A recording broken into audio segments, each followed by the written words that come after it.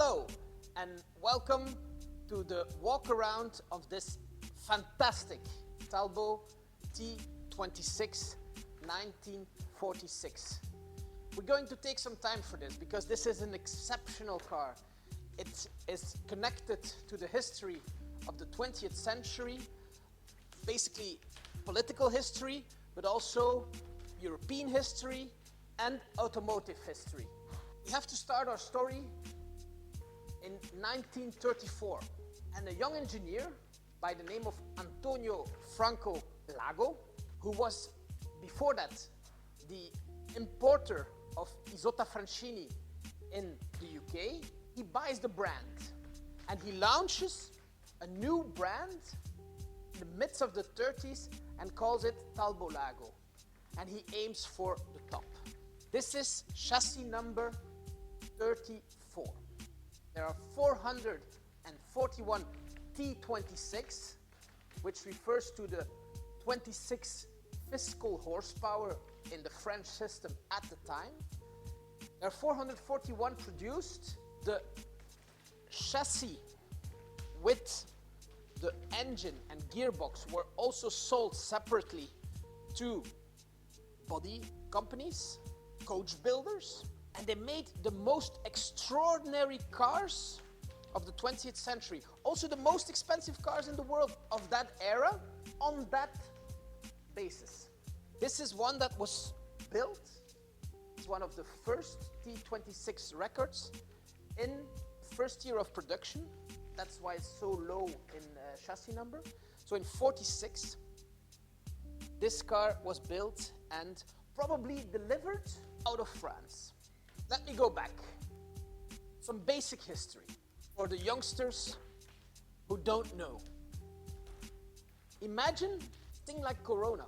I'm born in 1976 and I couldn't imagine that the world would stop turning.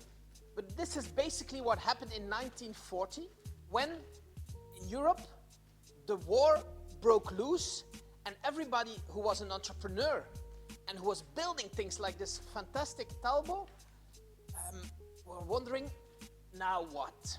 So in 34, engineer Lago starts building cars based on what he knew from Isotta Francini, what he knew from the Talbot company that he bought, and he aimed for the top, as I said before.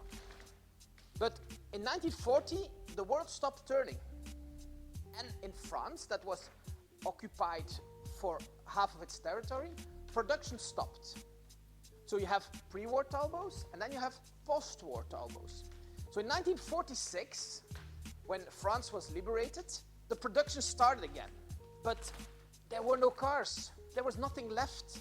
And then you would build something like this car that was only built for the elite, for the most wealthy people.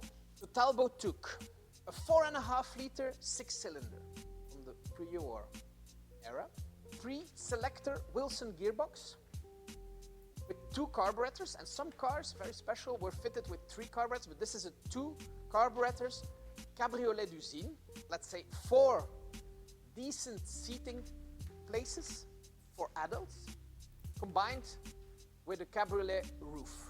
This one has the so-called phares posés that were bought at SEV Marshall, and also the extra lights from SEV Marshall.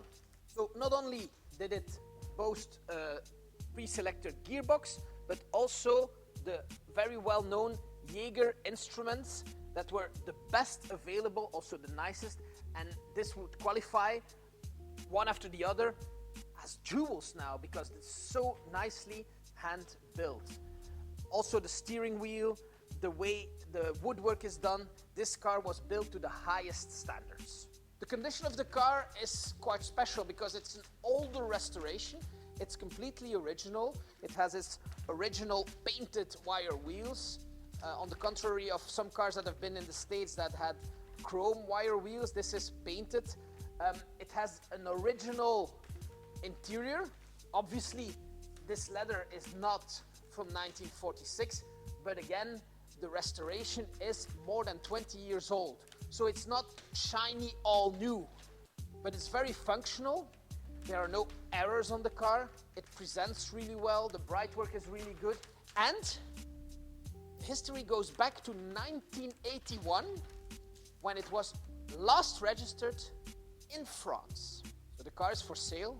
We will show it on our stand in Maastricht, and you can come and see it in Aalter 6 days a week, morning till evening. You can make an appointment. You can come and see it without appointment and test drive it, show it on the lift, and we can ship it worldwide.